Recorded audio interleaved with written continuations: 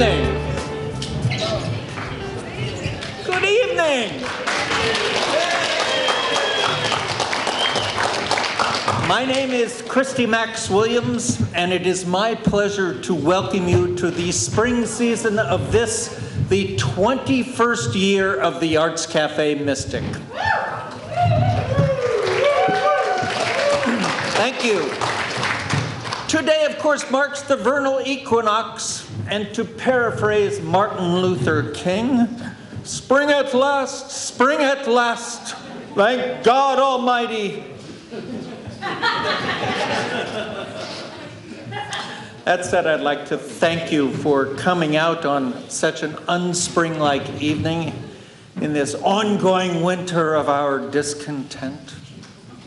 For those of you new to the Arts Cafe, we are an independent nonprofit, and our mission is to present the nation's most celebrated poets and writers, along with New England's best musicians, in programs that lift your spirits as they deepen your minds. And if we have a little fun along the way, so much the better. Youth will be served, and every dog will have its day, said the bard.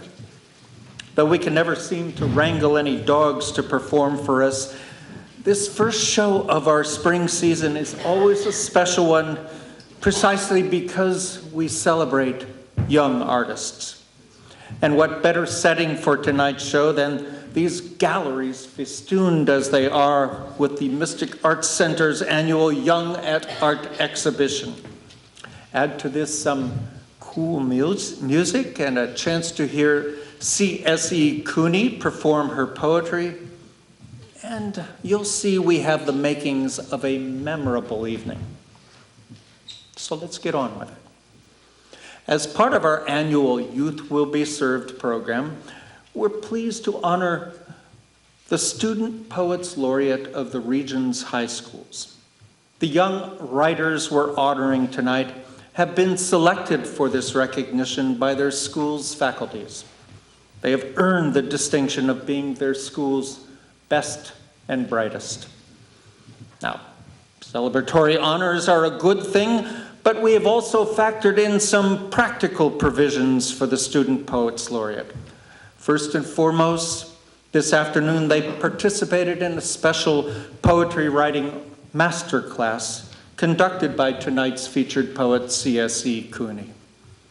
I hope you'll agree that it's a rare opportunity for aspiring writers to work with an extensively published writer and poet. Indeed, they could not have had a better role model. We're also pleased to award each of the student poets the very practical consideration of a $100 Arts Cafe prize check. So let's meet these special young people. We'd like to introduce each of them to you, give them their honors, then give you a chance to hear them read some of their fine work. So, the Poet Laureate of the Norwich Free Academy is Selena Berard, who was also her school's Poet Laureate last year. Selena is a senior who absolutely loves AP Calculus.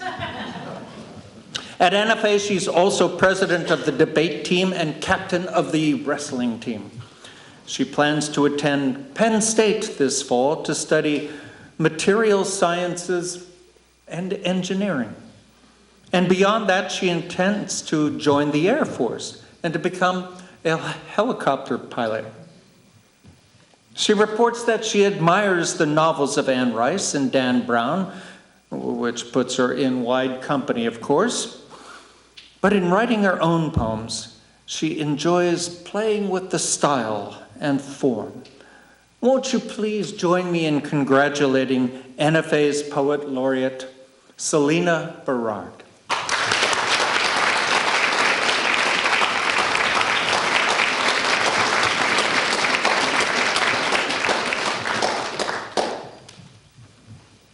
Where will she find time to write poems in the future? The poet laureate of Fitch High is Amanda Hayes. She is a sophomore who loves science, playing on the lacrosse team, and performs with the cheerleading squad, and on the side enjoys photography. She envisions studying immunology and microbiology in college, and eventually doing research to help cure cancer.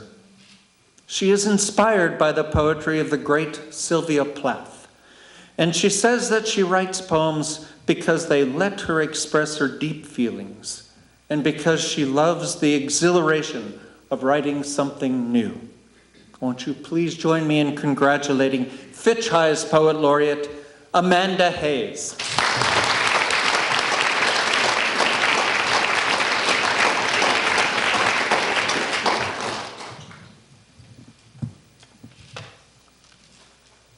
The Poet Laureate of Waterford High is Kirsten Staller, who is also a two-time winner of her school's laurels. She is a senior who loves art and says that sometimes Latin isn't that bad. She's also captained the school fencing team for 2 years and is involved in Waterford High's Gay Straight Alliance. She plans to attend SUNY Oswego next fall, and though she's not sure what she'll major in, she wants to continue writing. She loves the descriptive writing and great characters of the novelists Robert Jordan and Brandon Sanderson. Wonderful writers, by the way. Bright Star, the masterpiece poem by the immortal John Keats, is a touchstone for Kirsten. Like Keats, Kirsten says that when she has strong emotions that need expressing, she writes poems. Is there any better reason? Won't you please congratulate Kirsten Staller of Waterford High.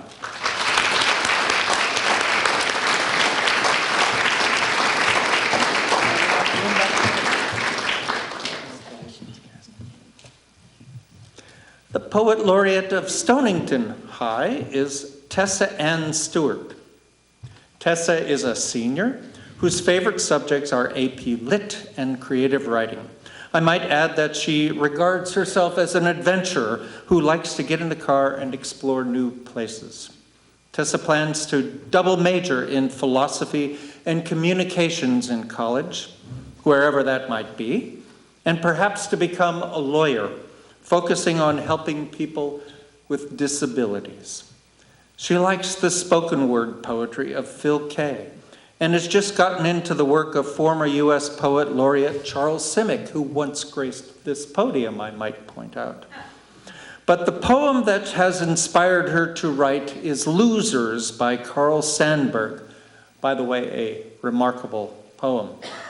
She says that poetry is one of the best ways to understand feelings or concepts, or even just to appreciate the little things in life. Won't you please join me in congratulating the Poet Laureate of Stonington High, Tessa Ann Stewart.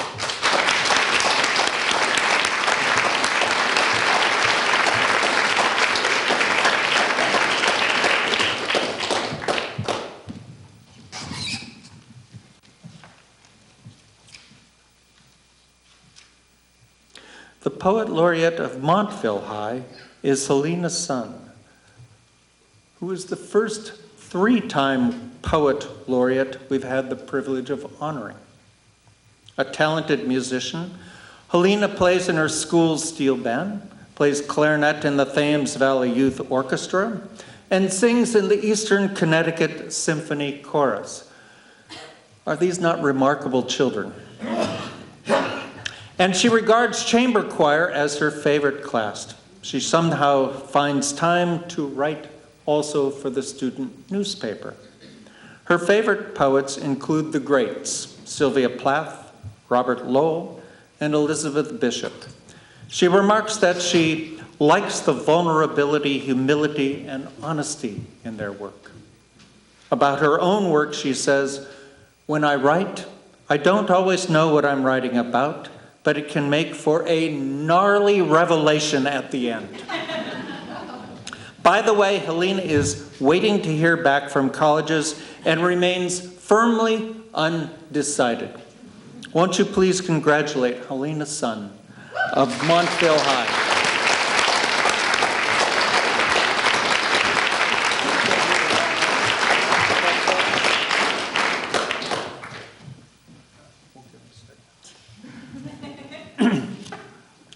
Lastly, we'd like to congratulate a late arrival, high school poet laureate of Ledyard High.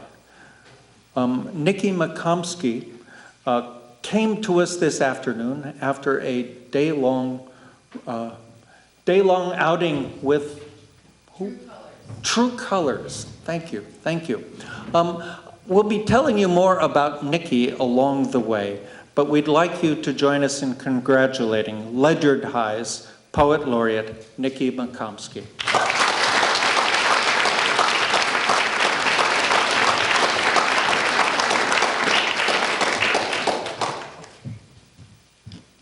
Ladies and gentlemen, I give you the Student Poets Laureate of the region's high schools.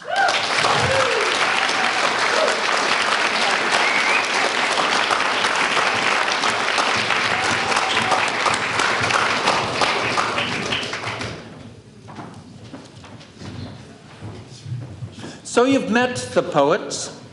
Now let's hear some of their fine work. Let's begin with Selena Berard of Norwich Free Academy.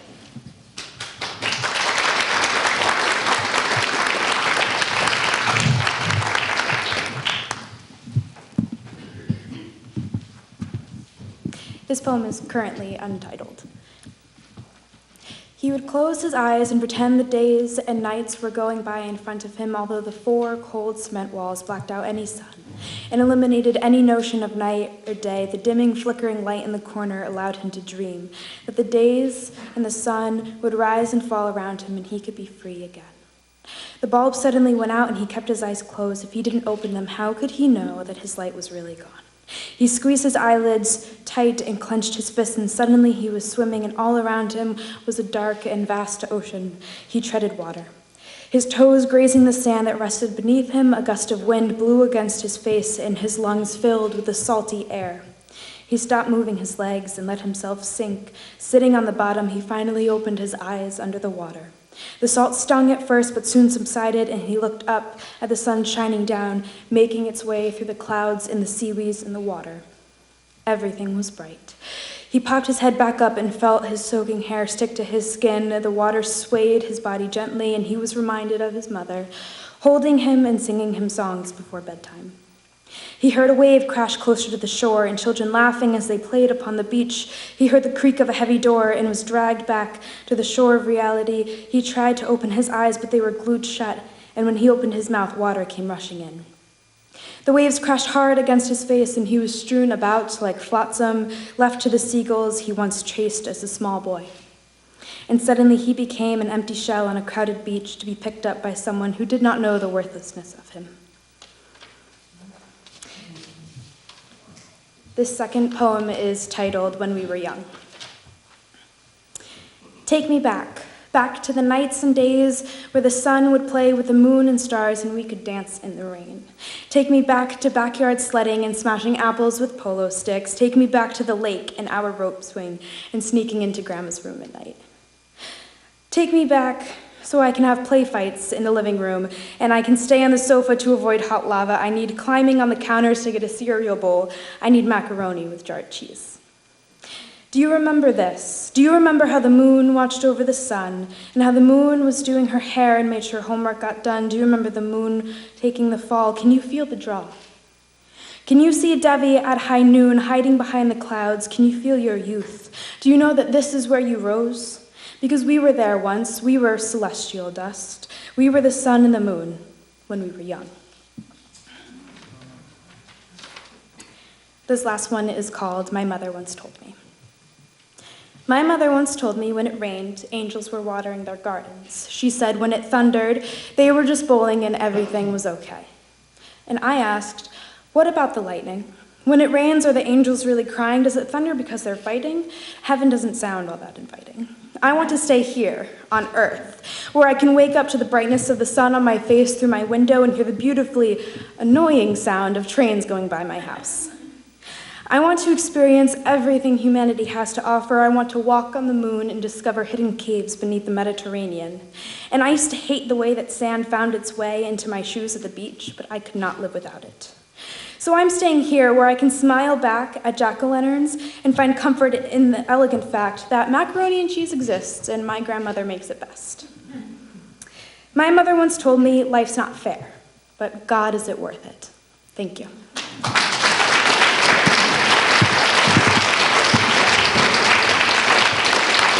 Selena Berard, ladies and gentlemen.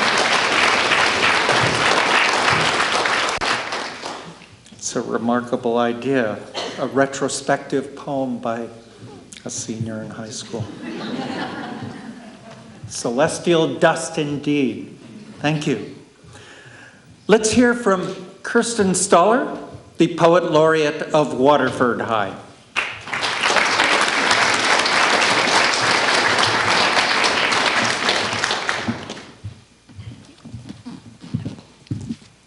Good evening. The first poem that I'm going to be sharing with you guys is written in dedication to my friend who has just left recently. Never too far.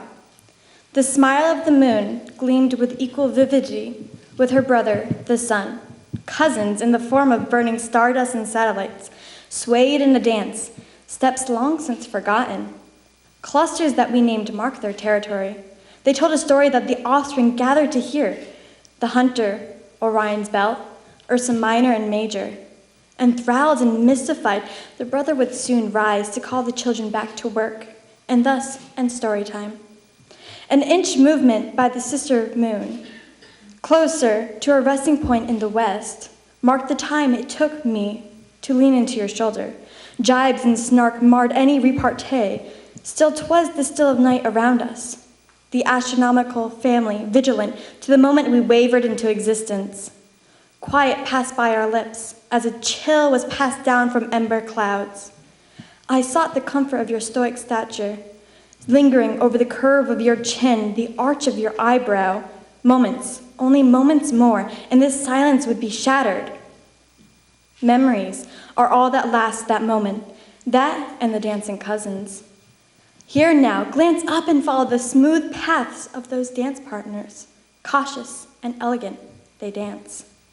I search those constellations now for your narrow chin and broad eyebrows, in case for a moment you look up towards the same sky and we recreate a moment where we sat together on the swing in the midst of a storytelling.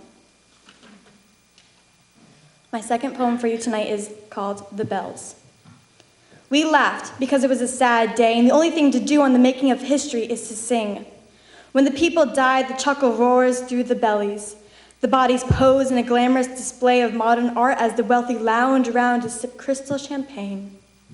The church crumbled to rubble, and the race prowled with responsibility, and the humans slept in their dreams of grandeur.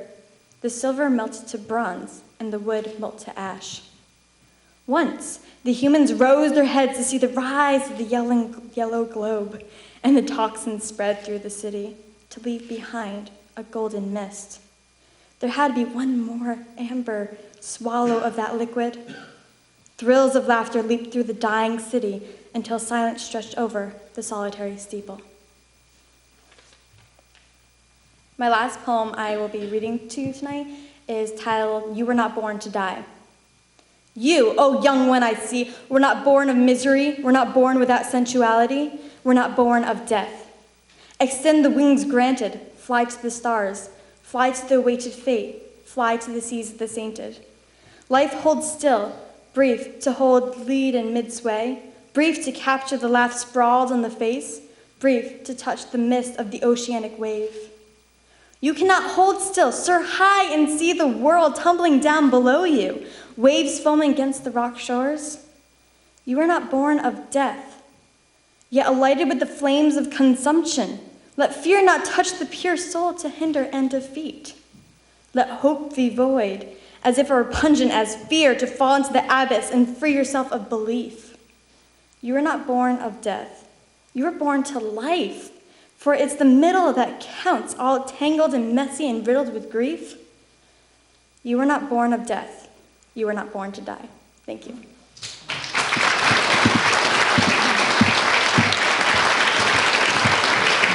Kirsten Staller of Waterford High. Thank you, Kirsten.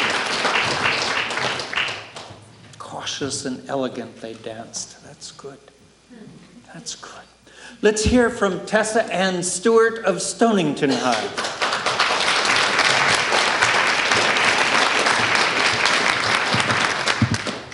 Hello.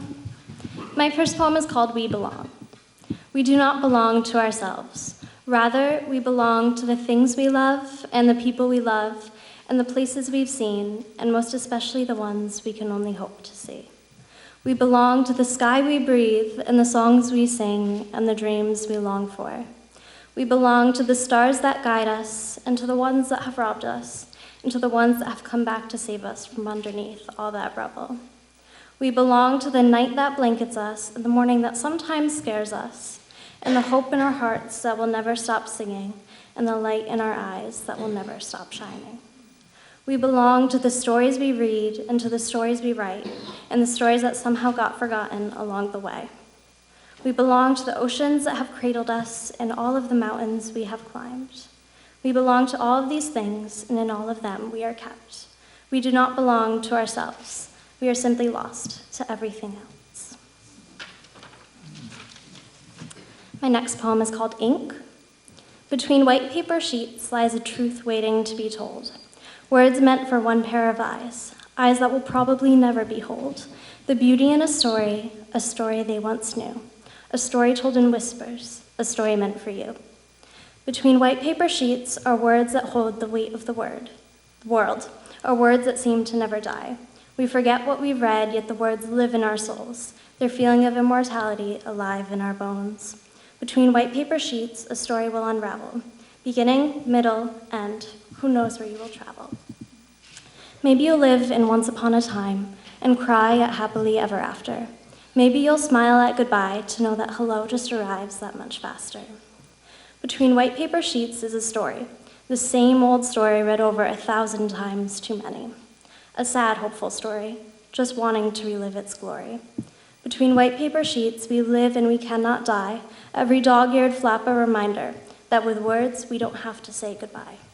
Between white paper sheets, lies hopes and dreams, and in them are defeats.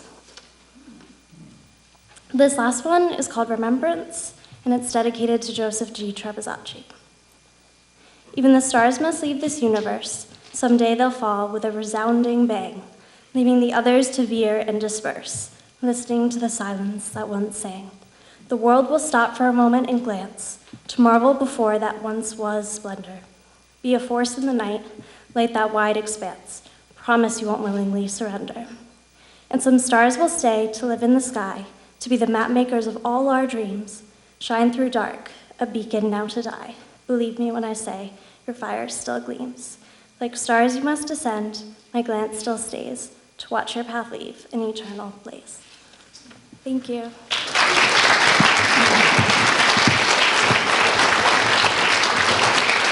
Tessa Ann Stewart of Stonington High.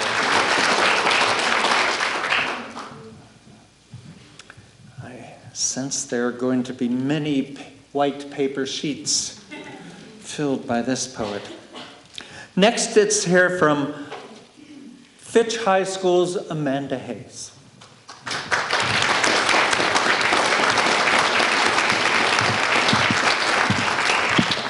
Good evening.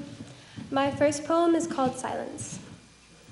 I bask in the myth known as silence. It was gifted to statues with a single finger poised to marble lips. Greek gods were crafted in bronze to be ever more quieted. Yet we have tried creating a truth from it. The room was as silent as death. But death isn't silent. It is as loud as you or I, as we are a screaming person. The blackness of death is louder than any cry of anguish. We have attempted feeding it a definition. This city you love, newly fascinating. Does it not breathe? Its lungs are within the cracks of sidewalks you parole. the humor it fancies coming from funerals where literary men sleep. They heave in their graves, a slow call up as they take to the skies, the dead's breath coming into harmony with ours, becoming a drunken buzz we hear while we are asleep.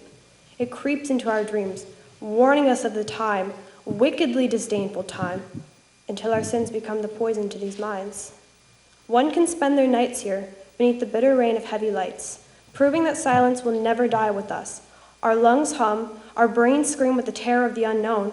The gods remain carved into bronze worshipping statues, a final misconception by temporary souls of our planet. The next poem I have for you is called Ghost. You sit in solitary silence, encompassed beneath the raging, outcast views of your mind, creating a newfound strength to bid your past a farewell. The spots of the sun relinquishing a new fire will quickly be the demise of your hope. So you turn to another angle of the sky, screaming out what you think is a god. All that's there is the reflection of your sorrow. Finally, searching your heart, you withdraw a knife to cut out the imperfections where the light shone all too dimly for your approval, continuing to wander between the pages of reality and a lovely ghost. Indulge me as to how you have meandered to this place, at the final premises of the world. Where did you find this innate courage to search the oceans for me, coming to pour your weakened bones upon my soul? You thought finding me meant blissful renewal. The only thing I can offer is the love I held for you. As you beg for a second chance, your final desires on your lips, I collect them, breathing in the disdain of fear. Your heart is beginning to stop, telling you there is a long-anticipated death on the horizon. All I ask is that you forgive me from this chaos I have created. And then the last poem I have is called Faults. I am sorry. My hands are rough and cold. My eyes are ever wide and curious. These thoughts spreading across miles, always vacant, always waiting. I am a warning sign of the madness, attributed to disease while the silence becomes deafening. I wanted to be the sun, pure, bright, all-encompassing, to hone my faults on the contours of the moon, to rip the stars out of the sky, but I am human. I know, and I know that this is idealistic and offensive. Despite the moments under a darkening sky where I spend my nights, hiding, waiting, and wishing. My tears that are filled with disease sticking to my skin, leaving long lines of black, like charcoal, like October. It will force me to masquerade, it will force me into myself, folding me nice and neat, turning me to be proper, cramming me into a wardrobe between a cobweb and the shock value of darkness. It screams for you to run. Run while you still believe you're you. This must be an old home. It reminisces of trembling youth, the breakthrough of something new, like hurricanes and broken oceans and closets with disease. This is my home.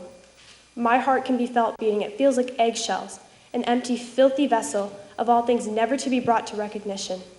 I am but disease, on top of a human which transcends into a girl. Myself I have transformed into at long last. For that, I am sorry. Thank you.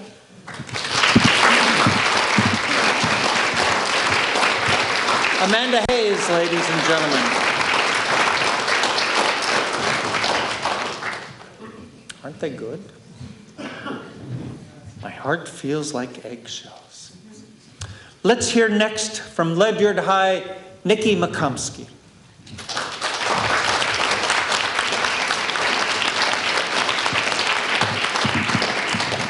Hello, everyone. Thanks for bearing the snow to be here. Appreciate it. My first poem tonight is called Anything. If I were to give you anything, it would be this. I'd give you a kiss and steal the smoke off your lips and the alcohol from your breath. I would cradle your face and play with your hair and diminish the thought that love is in the air, because it's not. It's here. In the way your tired eyes look through mine and the wrinkles they form when you laugh. It's in the way you take my hand and the way I take yours back. It's in the dimples that appear when you smile at me and the way you push your hair out of your face. It's the way the night envelops us whole and how gentle the wind blows the leaves away. It's really in the way that we're still standing here. I the lock and you the key. And if I were to truly give you anything, I would gladly give you me. This second poem is called I Am the World. Underneath my skin is a labyrinth of earthquakes, and underneath my nails is clawed through dirt.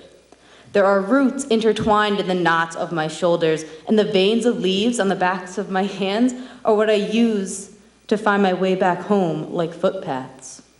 I have raging rivers for my bloodstream and a constant breeze for what keeps me up at night.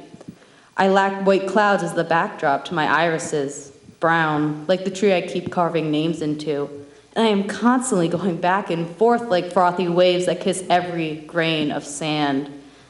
I rupture like a fallen peach and hit hard like a tree branch against the bedroom window. I am soft and gentle as the grass underfoot and wildly unstable as the crack in my trunk. I am full of everything that lives as I do, the beautiful and the unfortunate, and I will never stop moving. This last one is called Revolutionize the Industry. We are thought to be the structural industrialization of our effervescent generation. Those who deem our existence on ideals rather than dreams, those who refute reality, never push at the seams, select strategic word choice, and rationalize the unknown. But here's where the pillars of idealistic representation collapse upon themselves. Though we too start from the ground up, we are not industrialization. Our ideals are not exclusive of dreams. We face reality with the greatest of intentions. We do not fear the outside edge of a boundary.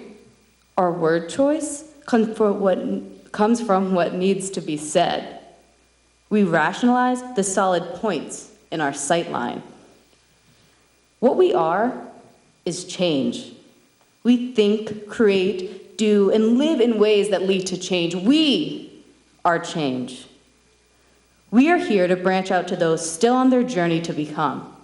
We are here to invoke unto others the individualistic ideals we once evoked from ourselves. We are here to break out of prepackaged chains. We are here to come together to be the revolution of our generation. Industrialization does not contain a fraction of the power to create a fraction of the change that we as a legion can. We are not industrialization. We are change. Thank you.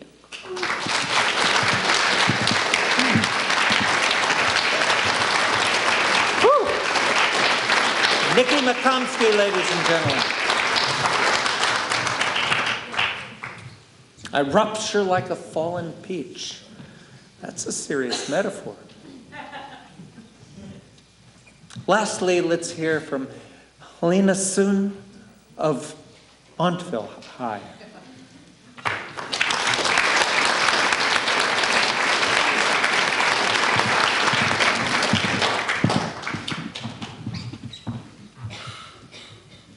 Good evening.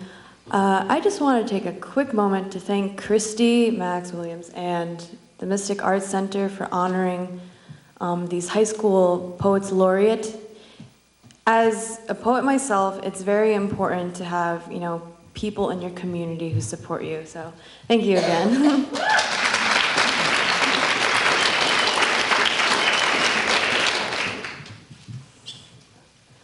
The internship. Before we begin, I want to know what brand of paper hair clips you own. Do you snap them back and forth? Do they rock louder than Cousin Corona's family hips?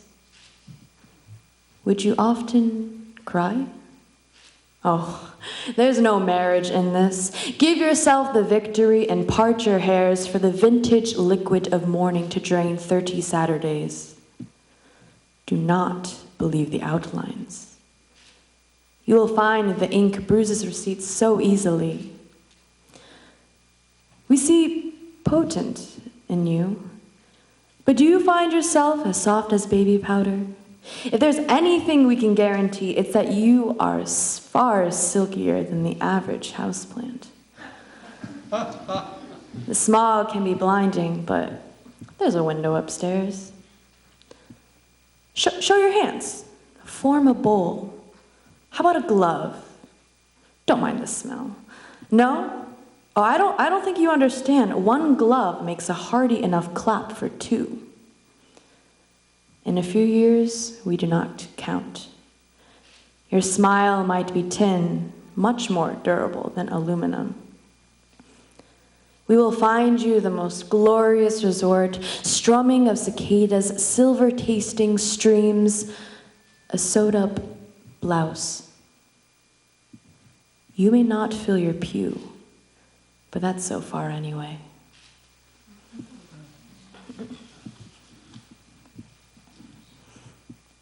This belated birthday, I am trying to find the universe's throat. I am trying to roller skate down her eternal back, but only when the summer is dark and cool enough. I want to be the reason she hisses each morning when my laundry is starker than her paper eyelids.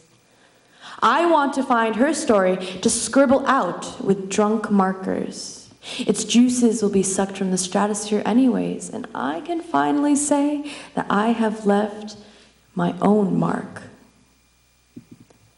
I am willing to trade all my Pepto-Bismol for a handful of her blackberry touches. They are so close to that forbidden bedsheet above, the one NASA has been trying to poke through with their torpedoes and inject cocaine into as many stars as they can so that they'll shine brighter and louder for us. And I am wondering if God ever weeps on his knees to pray for us. But I am told that he's a jealous God. I don't think this heaven is a city of gold. I think it is made from steel, the trickiest glint depending on the angle. But you shouldn't ask me these things. I am grayed into the glazed sidewalks, waiting to be fossilized. If my book has been halfway read, I'm but a paper cut.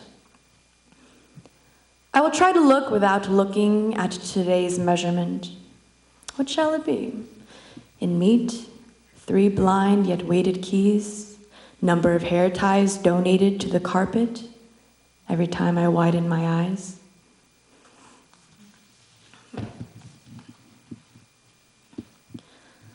"11.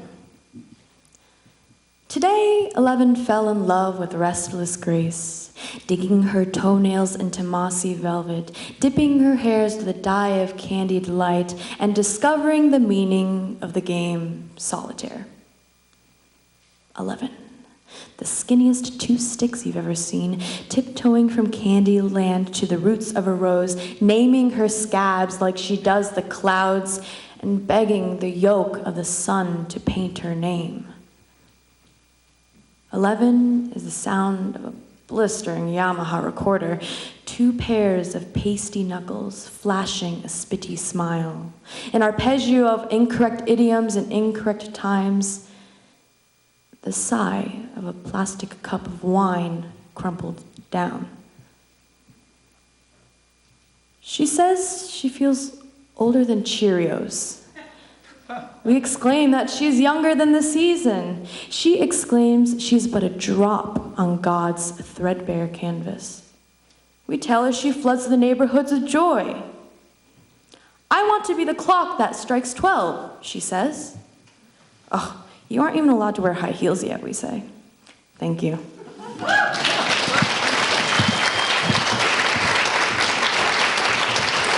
Helena Sun, ladies and gentlemen.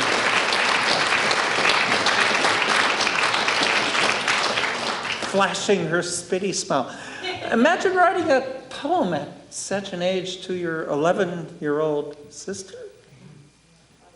Remarkable. Remarkable. Before we move into the musical segment of our show, I want to take a moment to recognize and thank the teachers who have played a key role in the artistic lives of these young poets by nurturing their talent and organizing their selection as poets laureate of their schools. Behind every good artist is a great and dedicated teacher. Let me recognize them by name. From Fitch High, Jerry DeSantis, Kelsey Seddon, and Alyssa McLean. Is Jerry here? Jerry DeSantis, ladies and gentlemen. From Stonington High, Mary Lou Brockett Devine, who has read at this podium as an opening voice herself before. From Ledyard High, Diana Riley. From Montville High, Wendy Halsey. Wendy, where are you? Thank you, Wendy. Wendy also serves on the board of the Arts Café. We thank you. And from the Norwich Free Academy, Kim Roberts. And from Waterford High, Tony Tessier. Thank you.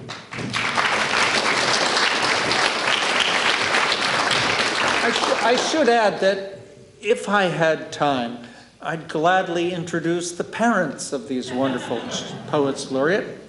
Hell, if we had time, I'd introduce everybody in the audience. But seriously, if you are the parents of these fine and interesting kids, you have much to be proud of. And you too are to be congratulated.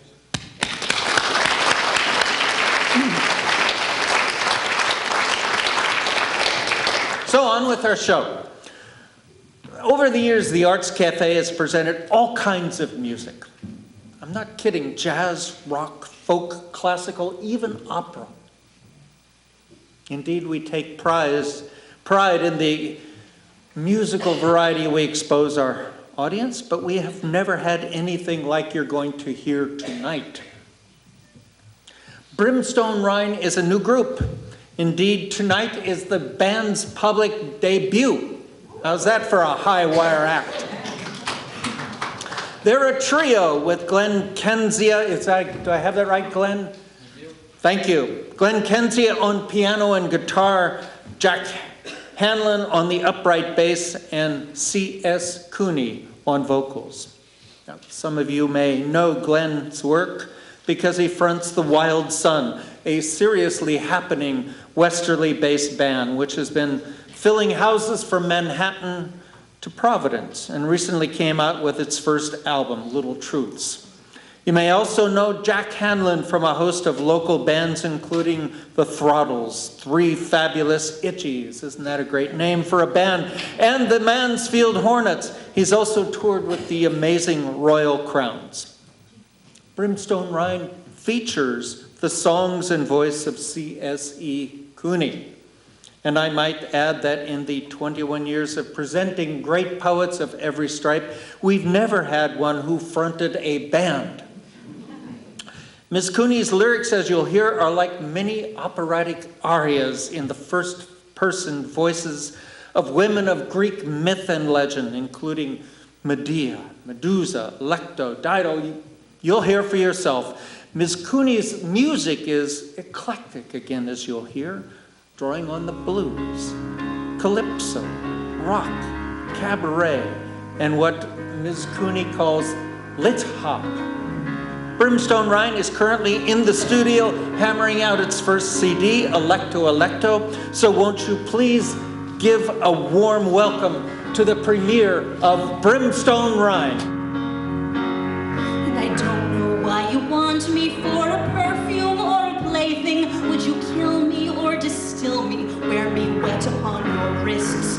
Boil my blood in your cucurbit. Let it rise to the alembic. Then condense me, dark Electo. Tip the flask up to your lips.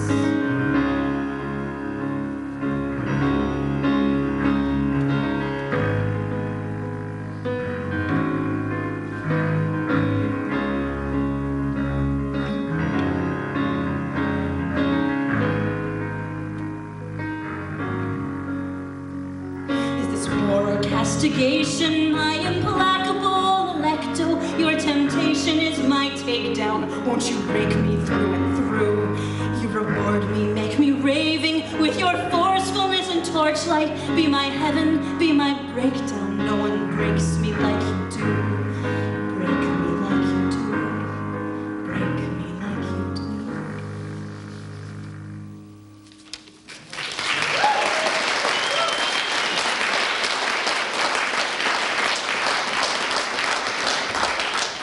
There's a great tragedy called Medea Medea's a sorceress. She gets a very bad rap. I mean, she does a lot of bad things, but it's not her fault. The gods made her fall in love with a stupid hero boy. And then he used her ill, you know, and then she killed her children.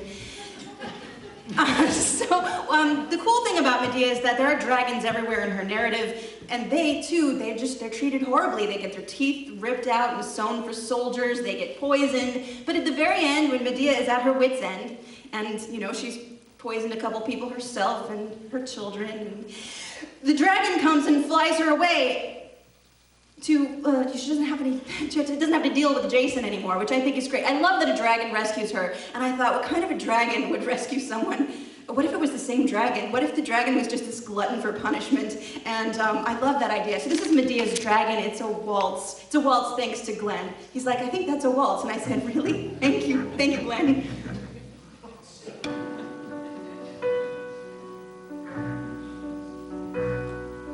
Medea, I have loved you since the moment that I saw you, when you tore out all my teeth and put them in your apron pocket. I never minded violence when your poison drove me senseless. Then I came to understand that I would never want another. Medea, you look tired, all your fingers thick with venom, and the bloodstains on your apron are your brother and your children. I never minded murder, it's the act of a survivor. Now I've grown all of my teeth back far more splendid than the last set. Medea, you are golden, like your grandfather in heaven, who is sunlight and the daylight, and whose chariot is fire. All the heroes who betray you, who abandon and discard you, are as shadows in the shadow that your shining casts behind you. Medea, I am ready, and my back is broad and golden. I have polished all my talons, and my treasures yours for taking. I have searched the world over for a priestess and enchantress who will set her barefoot roughly in the hollow of my shoulder.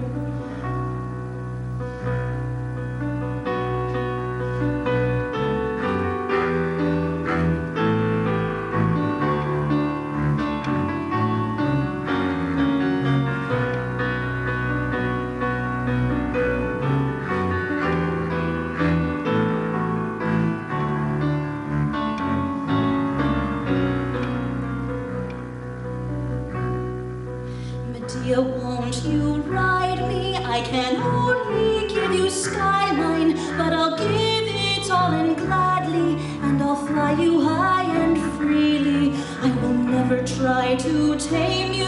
If you take me and you claim me, we'll survive the sun together, and I'll never want another.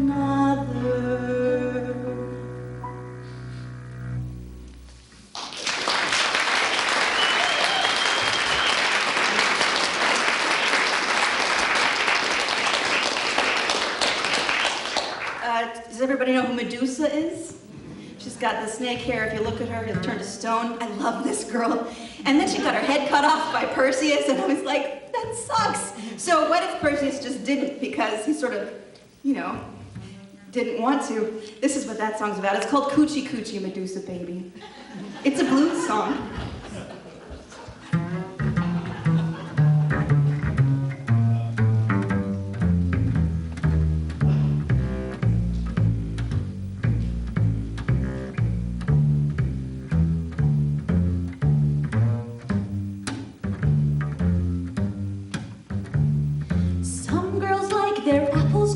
Tossed beneath their feet. Me, I like to turn to stone if stones could feel heat. So coochie coochie baby, Medusa, you're a prize. Come and scratch this itch I got here, look into my eyes. Helen ain't got nothing, Aphrodite pales when I take a look at your serpent Achilles and his heel. I got this thing for Gorgons, darling, makes me rock and reel. So coochie, coochie, baby, Medusa, you're a prize. Come and scratch this itch I got here, look into my eyes. They tell me how it's dying, looking like you do. Better find the flaming fire than sing these Gorgon blues. Every time I look at you, I'm pretty sure I die. Andromeda, you know her chains never caught my eye. So coochie, coochie, baby, Medusa, you're a prize. Come and scratch this itch I got here, look into my eyes.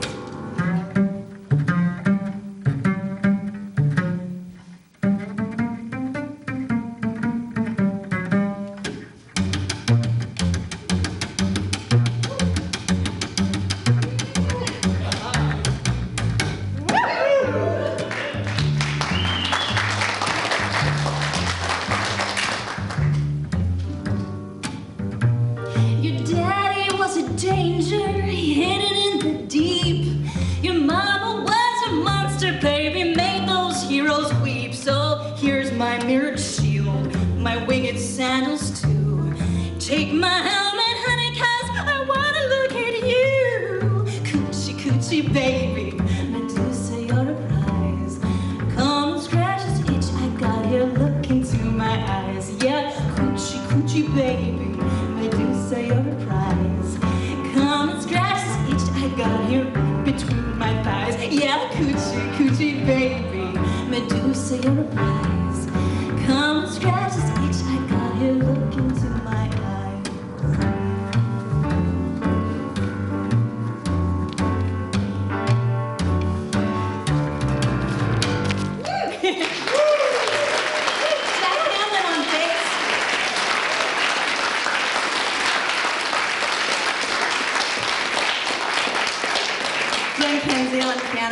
These guys are the coolest, man. They're like the real rock stars.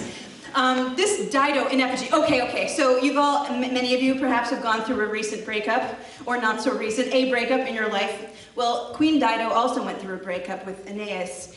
And, she did what you do. She burned her clothes that he touched. She burned the plates they ate off of. She burned the couch they slept on. And then she threw herself onto the fire and burned herself up.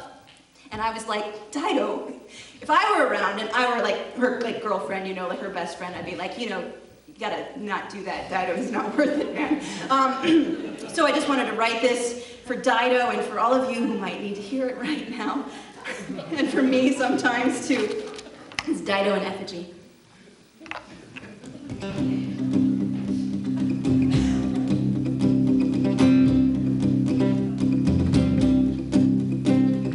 Dido, what is this I see? Queen Dido, for the life of me, I don't know why you're set today on self-death by auto-da-fe. Sure, he took you and he used you. It's a hard thing, but we all knew that wine and bread and candlelight, your breast to rest his head at night, were too much to refuse. But then he had to choose. Dido, let that tinder fall. You don't need kindling after all. Why not stop and look around? Hop down off that pyre, Dido, find firm ground.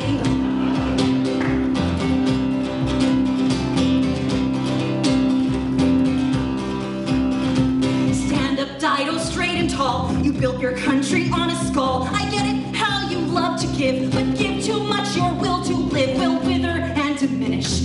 You adored him, but it's finished. All the bliss and burn and ecstasy is no more than a memory. Oh, Dido, don't despair. I think we've all been there. Dido, put that match away. Who wants a cookout anyway? Why not torch a wicker queen instead? Take another better love to your bed.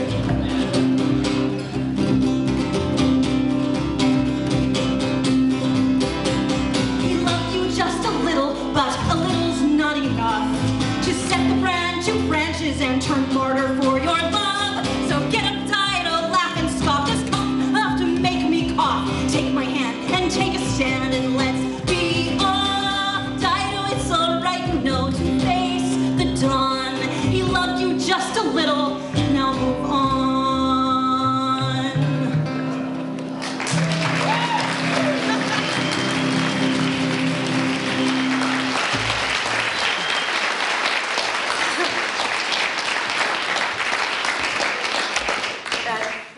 comedy called Lysistrata by Aristophanes. She's read it. Basically, there's like a 20-year-long war, Peloponnesian War, and I think Aristophanes was getting tired of it, and like many comedians decided that he'd love to stop it, even if it's in a fictional way. So he made up Lysistrata. And she basically gathered a bunch of women from neighboring warring states, and they came to an agreement that they would stop sleeping with men, like having sex with them, and they would also take over the bank, so there would be no sex and no money. The boys would stop fighting, everybody would come home, peace at last. And for whatever reason, the girls were like, this is gonna be really hard, Lysistrata. I don't know that I can do that because, you know, I like it as much as the boys do. And she's like, this must be a solemn vow or else. So finally they all agreed, and the war stopped. This is called Lysistrata, strut your stuff. It's lit hop, which is a word I learned after I wrote it because I was trying to write a rap and failed. But I guess there's a word for failed rap.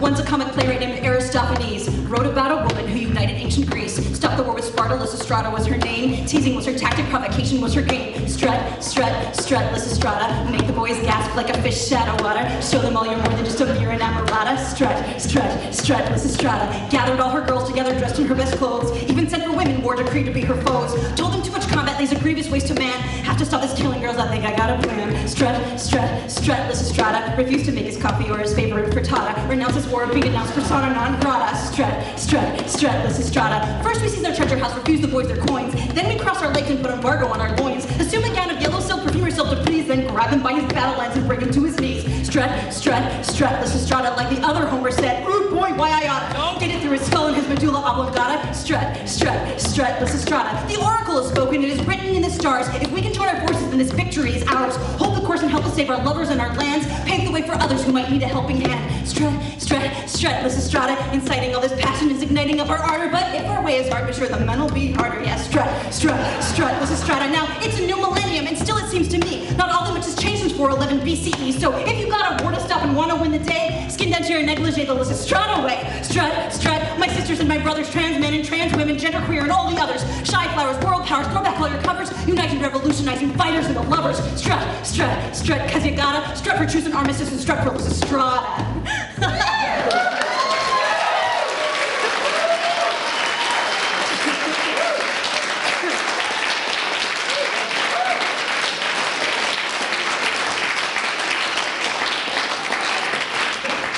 So Calypso was a nymph on an island, and Odysseus, you know, took what he wanted and then went on his way back to his wife Penelope, like you do. And she was a little bit upset about this. And her name was Calypso, so what better thing could you write for a nymph named Calypso than a Calypso song called Calypso's Calypso? This is Calypso's Calypso.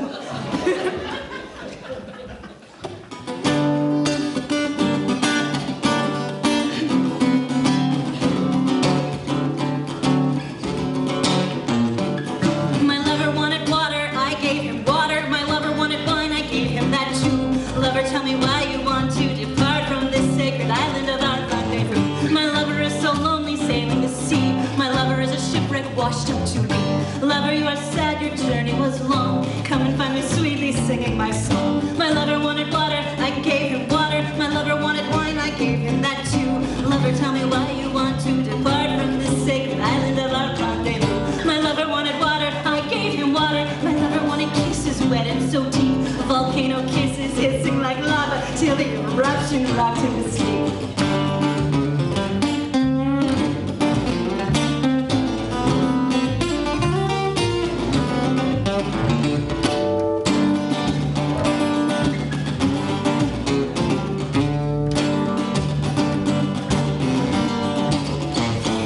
They say I will deceive you if you will stay, never let you leave and grieve you all day. Lover, you believe that boy over me. Maybe good you'd go right back to the sea. My lover wanted water, I gave him water. My lover wanted wine, I gave him that too. Lover, tell me why you want to depart from this sacred island of our rendezvous. My lover wanted water, I gave him water. My lover wanted bread, so he can't be gone. So long, my lover, wish you could journey. I'll still be right here singing my song. I'll still be right here singing my song. I'll still be right here singing my song.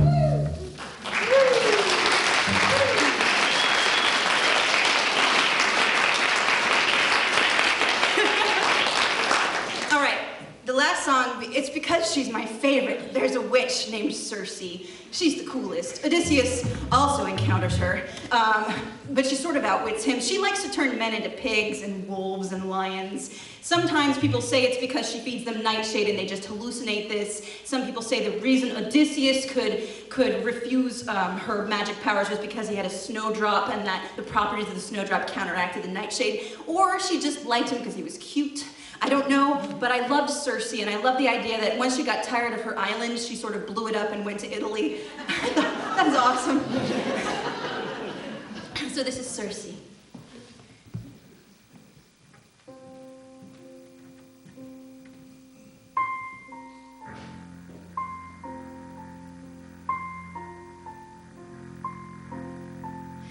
This C.S.E., who is she?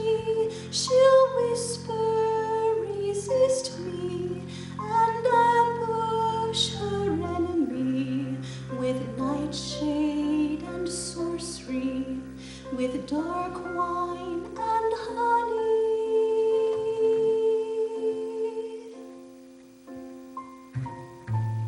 Then C.S.E. unmans them, they come to her mansion. She feeds them a potion. Her poison transforms them as gentle as my arms.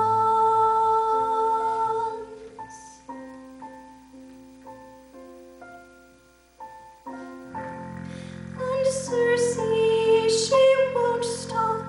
You bring her a snowdrop and try not to sleepwalk awake from the drug fog, no longer her lapdog.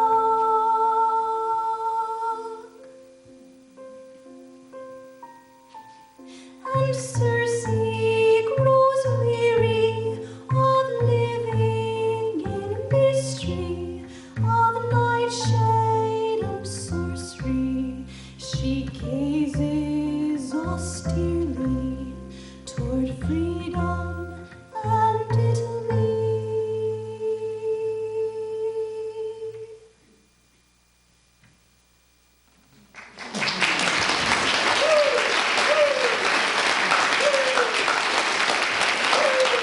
Glenn Kenzie on piano and guitar. We've got Jack Hanlon on bass.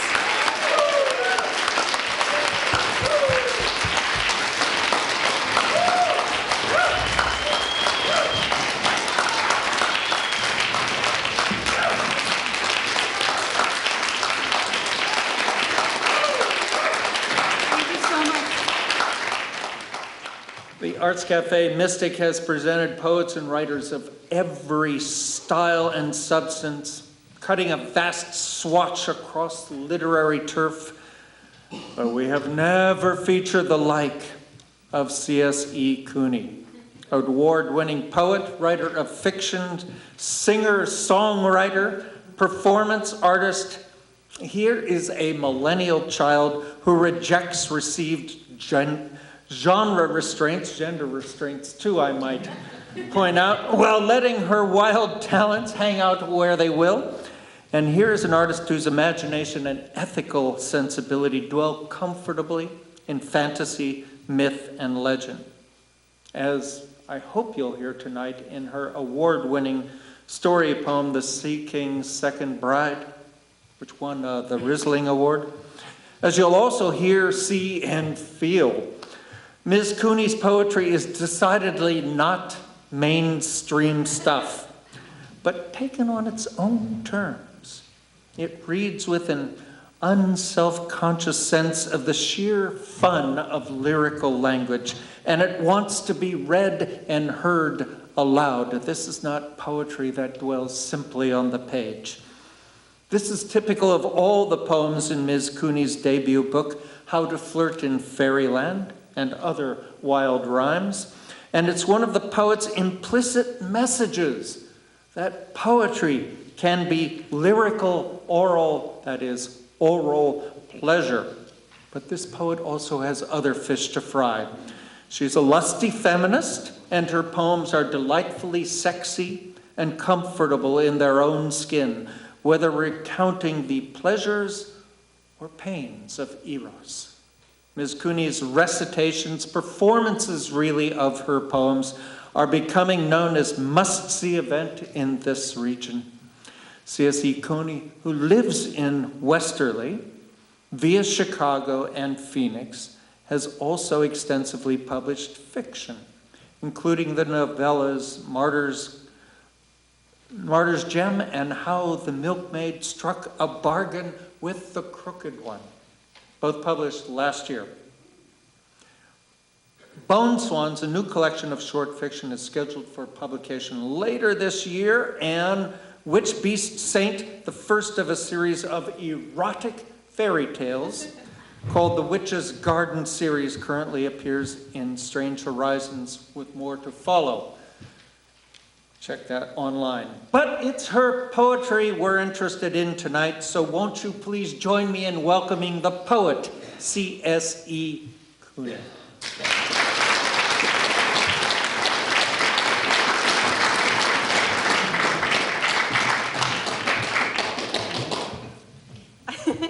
I just wanted to say that if you like the Brimstone Rhine songs, there's maybe like 4 days left of the campaign to raise money for the albums. We did make our goal for the albums. We have enough to pay all the artists, which is really exciting. We're on a stretch goal now, which if we get enough money, we'll be able to make music videos for your delight.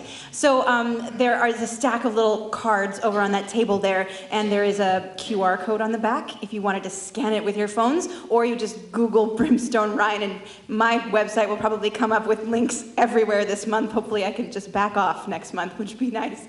So I wanted to say that. I wanted to say thank you to Christie and the Arts Café, because I was talking to the musicians about this last night, but we were all pretty much awestruck and starry-eyed at the treatment we've received, because they are so communicative and warm, and they really want us to have the most delightful experience here. And it's true, it's been really lovely just to be here. So thank you.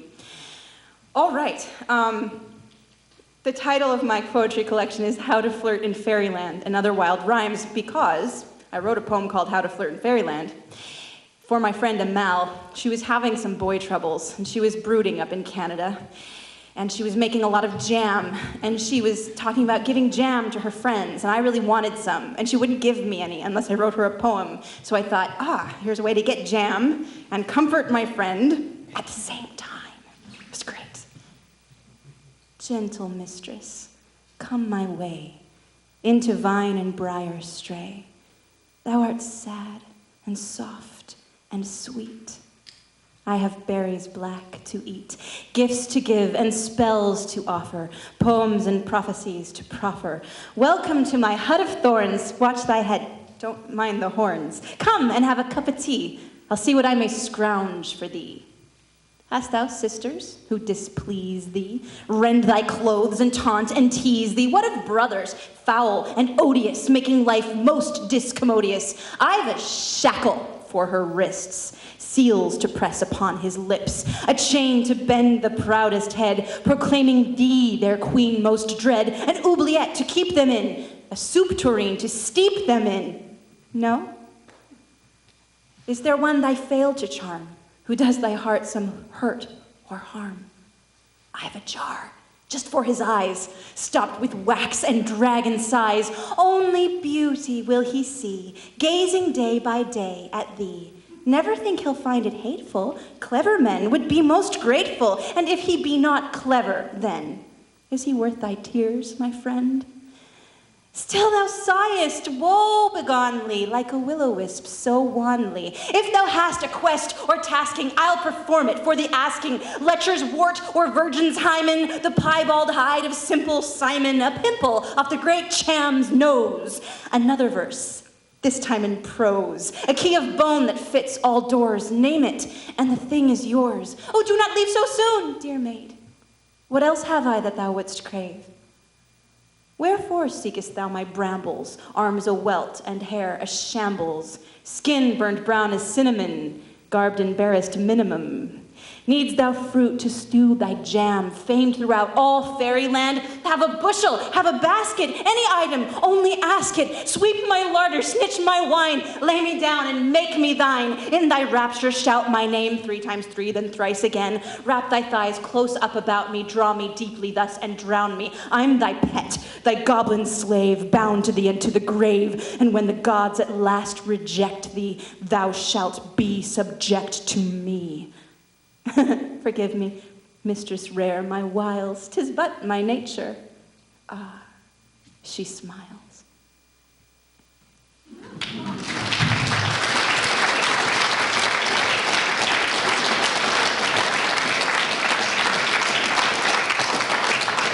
So my buddy Hanlon over there on the double bass. So he and my best friend and I were all having dinner one night, and he told me the most incredible thing, and that is that an upright bass is also called a bowl fiddle. Now, you may all have known that, but I didn't, and I got really excited, and I thought about mythology, like I do, and like gods turn themselves into bowls to seduce young women, and then minotaurs are born, and I thought, what would a god do to seduce a young woman musician? It's so obvious. This is called Little Sally and the Bull Fiddle God.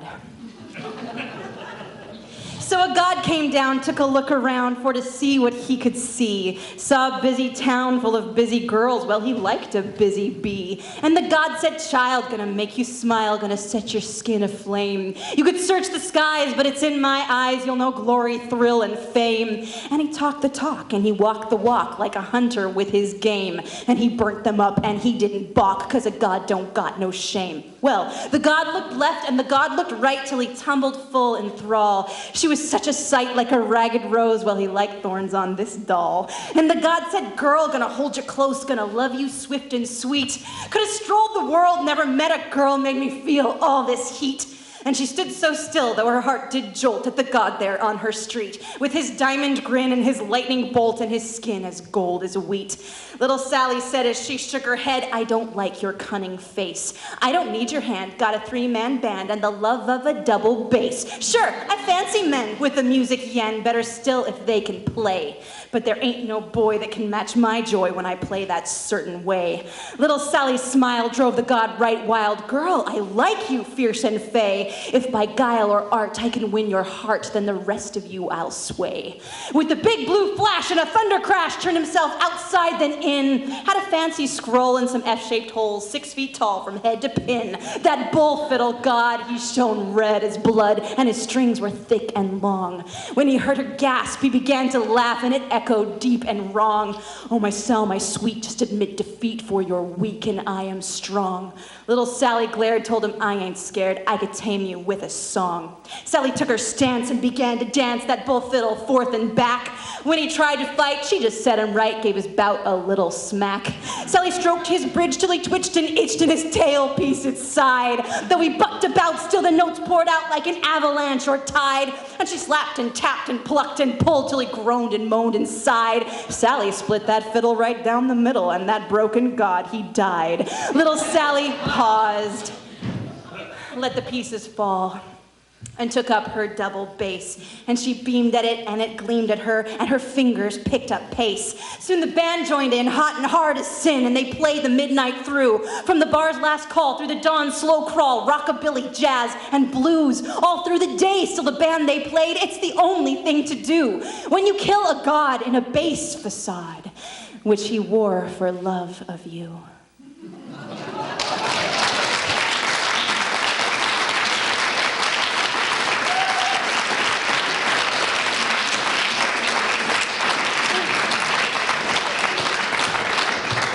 If you are familiar with Gilbert and Sullivan's Pirates of Penzance?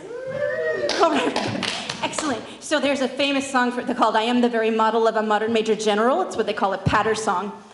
One day, my friend Tina Jen said, I would love for you to write me a birthday poem.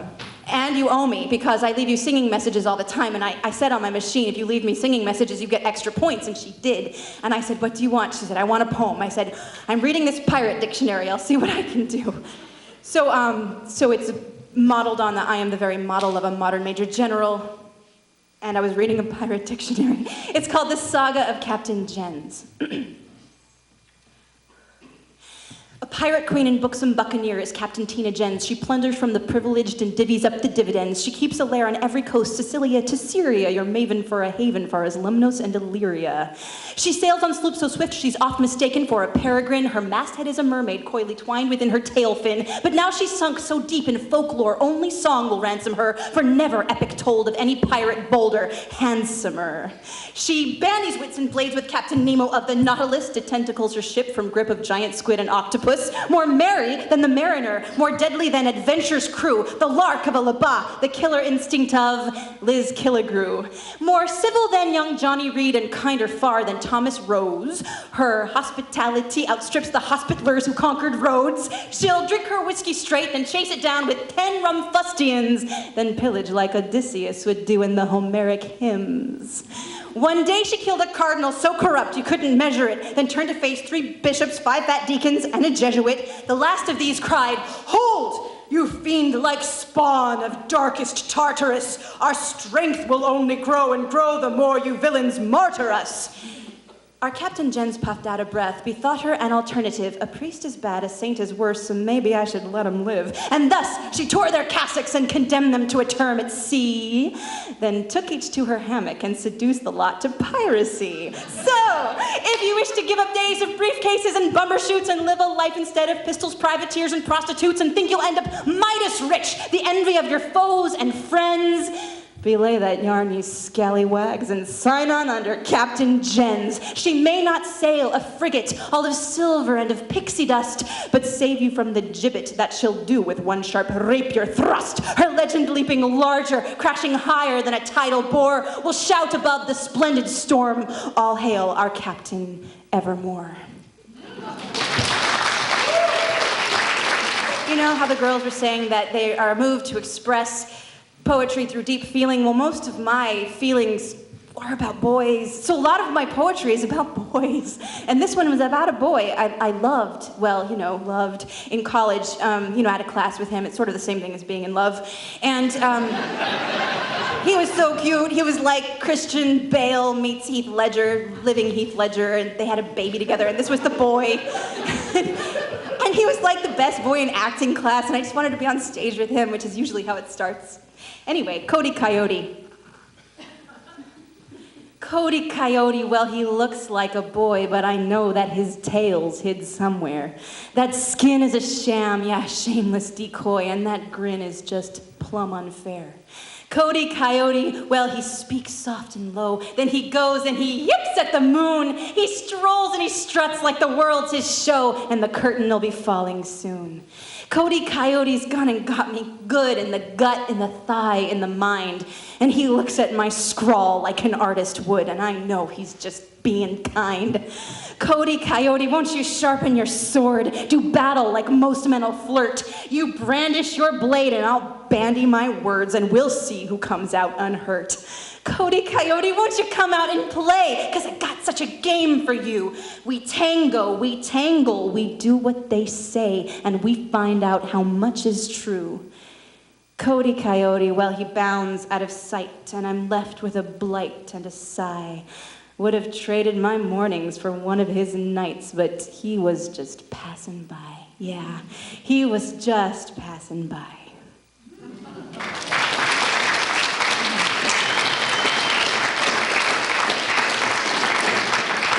There was Cody, there was Jeff, there was Aaron, all at the same time sometimes. And anyway, it got a little frustrating after a while, all of my 20s, to just be in love with everybody, and nobody was loving me back, so I wrote this poem for all of them.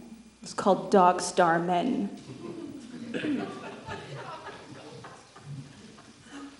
All the men I might have loved have gone to Sirius, the dog star, the dread star of summer, that cranberry bog, that red lamp district, promising scarlet women, scarlet waves of grain, a wine-stained sea. My lovely men are gone, leaving their braids behind them. They have left their braids, but have taken the veins of their wrists, their bony faces and transparent fingers, their cigarettes. Even the moist taunt of their throats they have stolen away, forsaking everything to be happy on Sirius. Oh, Sirius, your houses are made of bougainvillea leaves. Your rain is pink and balsamic. There is blood soup to eat and dragons, and everyone is a surgeon. Like Magellan before them, my men have circumnavigated mystery without me.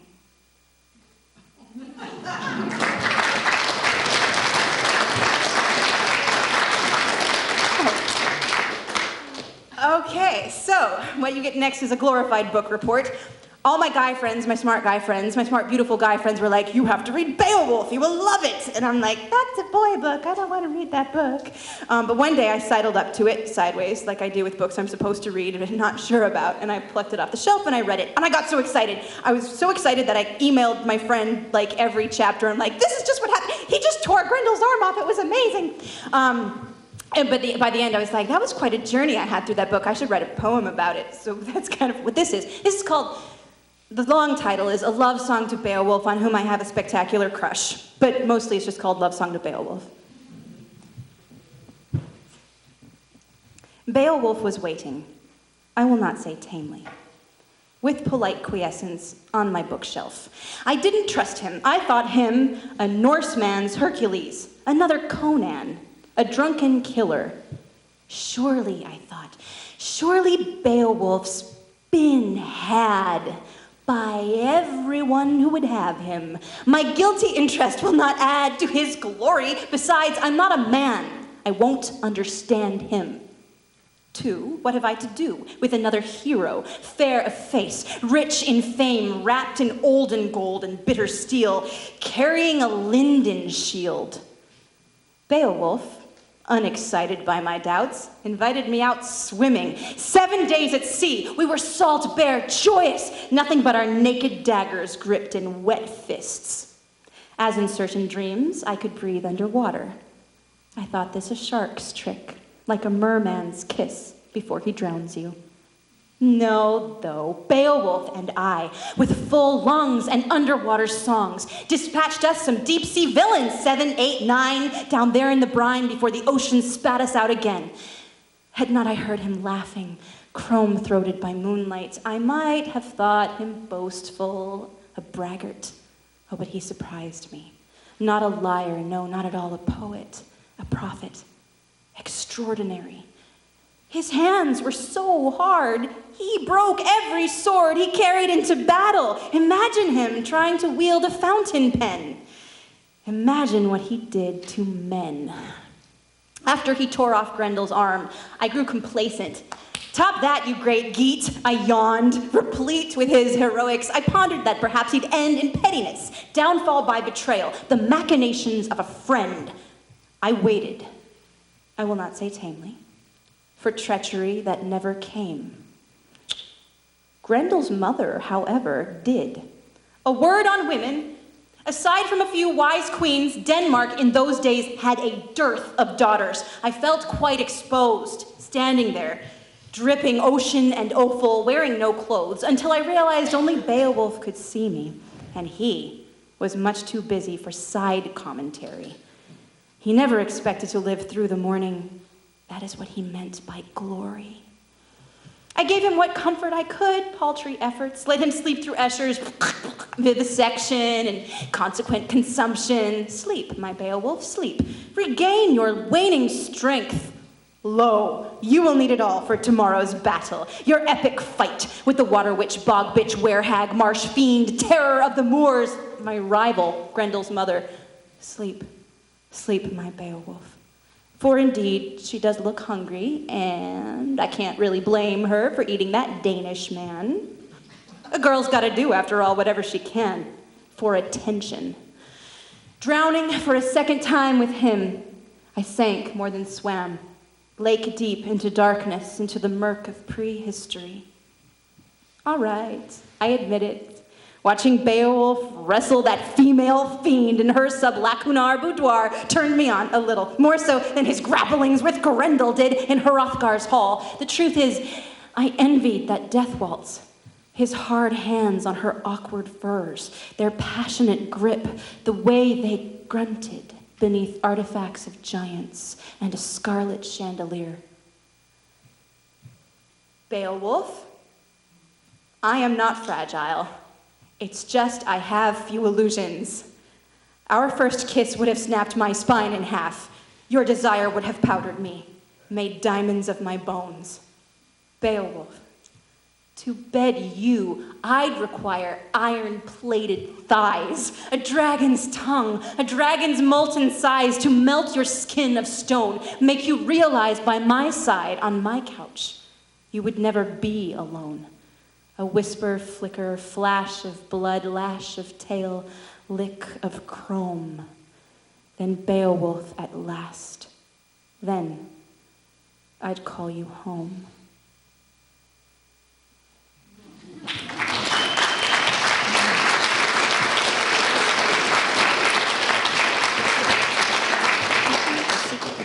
Oh boy, okay. I was gonna do one, but I didn't get it memorized, and Christie said not to do it, so that's fine. But that means you get another long one immediately. But it's the last long one. Good news. This is Sea King's Second Bride. Briefly, I loved this painting of a sea king because I've had an obsession with sea kings since I was quite young, and my friends got it for me one day. And it belonged to a folktale, a Swedish folktale called Agneta and the Sea King. And I got so excited that there was not only this portrait, but a whole folktale full of these portraits that I ordered the book as soon as I had some money. And it comes, and I get home from work late one day, and I just sit down and I just rip through the reading of it, and then I got so pissed off. And I thought, oh boy, I have to do something about this, to write something now. So this is my late 20s self thinking into my 30s and thinking what sort of human male or otherwise I might encounter and what baggage they might be carrying and what I might like to do about it. So this is called The Sea King's Second Bride. Now in my 30s, I might have to have another conversation with my 20-something-year-old, but that's fine. That's for another day. March is blowing wet and snowy when I stumble on the Sea King, where he's washed up from the water, all his nakedness like heaven. With his hair so lank and heavy, green and black as sodden seaweed, and his harp of kelp and pearl cracked to pieces on his knee. What ails you, my Sea King? I ask this creature, laughing. I love him, how I love him, immediate and sudden, the way you love a rainstorm, the Milky Way, a leopard, that reckless love of wild things after years pent in a city.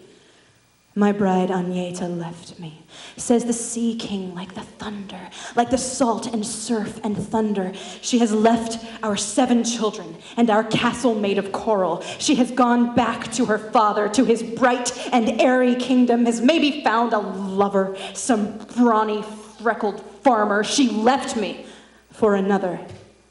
But tell me, pretty sea thing, I tease the lonely Sea King, what motivates this horror? Perhaps because you beat her, or threatened sharks would eat her, or treated her with 7 sons, got upon her one by one, and not a year between them. That might just be an answer. If reason's what you're after, it's a basis to be bitter. And no wonder, poor Agneta. His majesty grows maudlin, how he glances, how he glistens, so cunning, yet so awkward, on these sands that bloat and bleach him in this shape akin to man's shape, gills agape and fins a quiver, how the Sea King's skin is silver, like lightning underwater. Agneta was my daybreak, mourns the Sea King on the seashore. I never knew a morning till the morning that I met her, when I stole her from her father, leaving only dew behind us. I cried to her, come under, come beneath, and be my consort. She said she feared the drowning, but I covered her in lilies, a crown of purest lilies, white as beeswax, soft as velvet. I fed her from my fingers, and I combed her hair with seashells. Her smallest wish I granted. With the mightiest of magic, I played my harp of pearl, and it swept away her memory. She did not mind forgetting. I thought I made her happy. The Sea King's eyes are dark and wide, like otters, slick with oil spill. I poke his spiny ribcage, and the silver fish that danced there, he jumps. Perhaps it tickled. At least he can be tickled. Cheer up, my doughty sea king, I shout in manner bracing, for I sicken of this city, of its traffic lights and taxes, of the emails and the faxes, and the work and wage and worry. So, tell you what, my darling, you take me to your kingdom, I will romp with all your children, spin them stories by the daylight, sing them lullabies at nighttime, and when they're sound and sleeping, I will creep into your bower, to your bed of bright anemone, where I'll comb your hair with seashells, pour my palms in perfumed oil. By and by, I'll take you deeper, where no sea king dared to venture. We will scour off what's rotting, all these thoughts of sweet Agneta. Do you think we've got a bargain? The Sea King doesn't answer, but he shrugs his flashing shoulders, and I take this for a yes! It wasn't like a marriage. No broom or blood or bonfire, but he made a few adjustments for my subaquatic breathing, taught a certain way of speaking like a whale when it's singing, and a kind of seeing clearly through the brine and murk and current. And when I see him clearly, see my Sea King underwater, he isn't much to look at until he's underwater. Then matter do I love him, love his glimmer in the gloaming, like a tooth or moon or treasure that you wish might be a knife blade, so to wet it with your flesh. Sure enough, his children love me, 7 princes crowned in lilies. We are happy in our frolics, and they giggle at my ragging, at my bad jokes and my chit-chat, and the way I tease their father. At breakfast, we are raucous, and at dinner, most uncouth. At supper, always laughing, while the kids and I are laughing. But the Sea King sits in silence and recalls his wife, Agneta. She heard the church bells ringing, and she left me, never caring for my soreness or despairing, forsaking all her children, forgetting her beloved. His wet blanket on our banquet somewhat dampens the hilarity, somewhat chisels at my charity, and the boys slink off for climates more conducive to their gaiety, and I tell their father, gently, with what kindness I can muster, that our memories are fragile, that we cannot help forgetting, and that precious poor Agneta, please recall, my dearest deep one, had been practically lobotomized by all his fell enchantments, so please strive for some compassion. Agneta, cries the Sea King, Agneta, and even though I love him, there are times I'd trade his kingdom, yes, his castle made of coral and his princes crowned in lilies for a single good harpoon. By late April, I am brooding, and by May, I'm truly scheming, and in June, I hatch a plan, half conceived in idle dreaming. Oh, the bells, the church bells ringing, I moan unto my Sea King, rending small strategic punctures in my robes of pearl and seaweed. The steeple bells that scream matins, the sound of Papa weeping.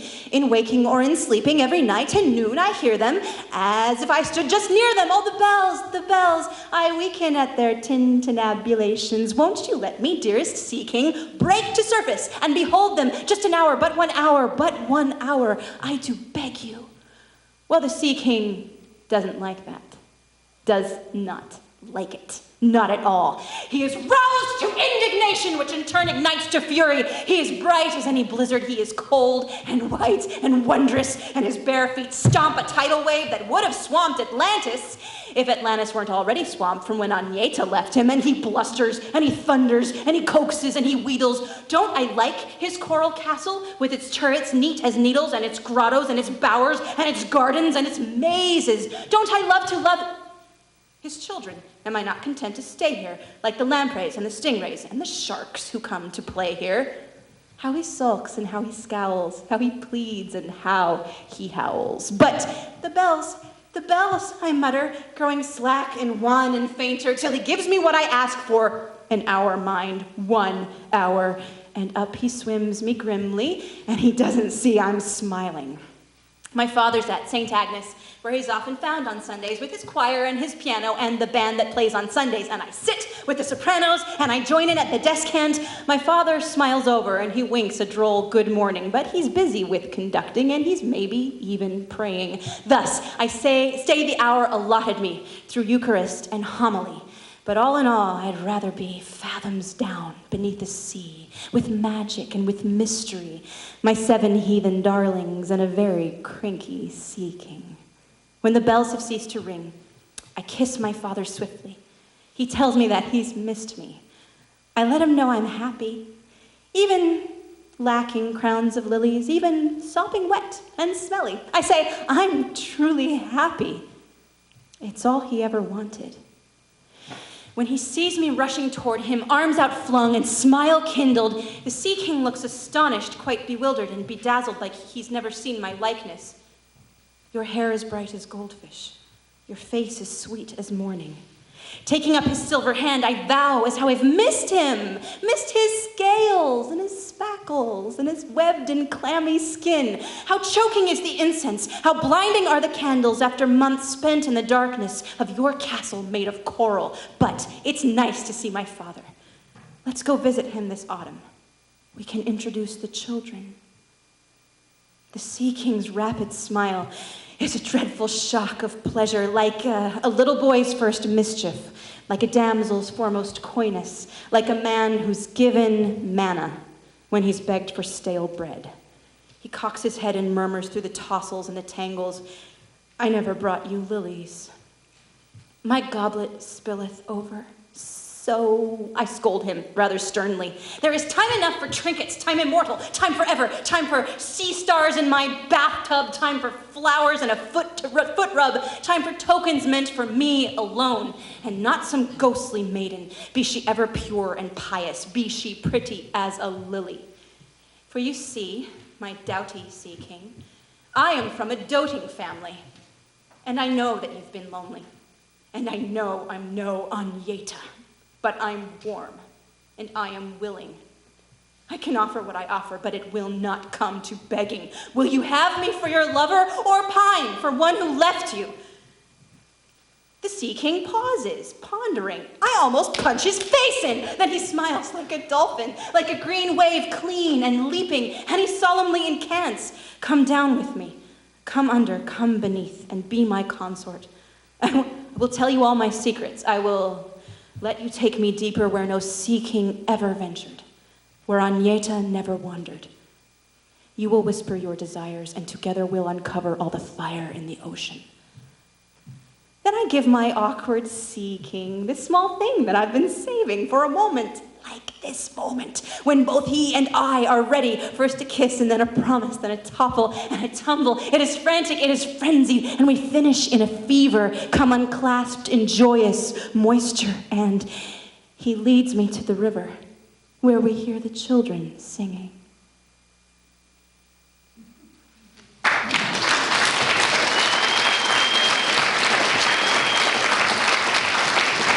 Thank you. You've been very kind. Thank you, Christie.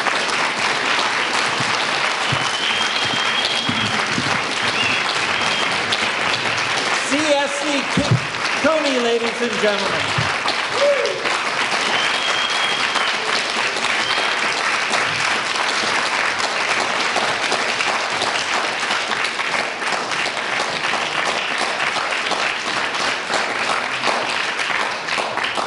Thank you, Ms. Cooney. And thanks also to Brimstone Rhine and to the High School Poets Laureate. For those of you who would like to take a little of Ms. Cooney home with you, we do have How to Flirt in Fairyland at their book table, please. And I'm sure that Ms. Cooney would be glad to sign it. I'll sign anything you stand still long enough.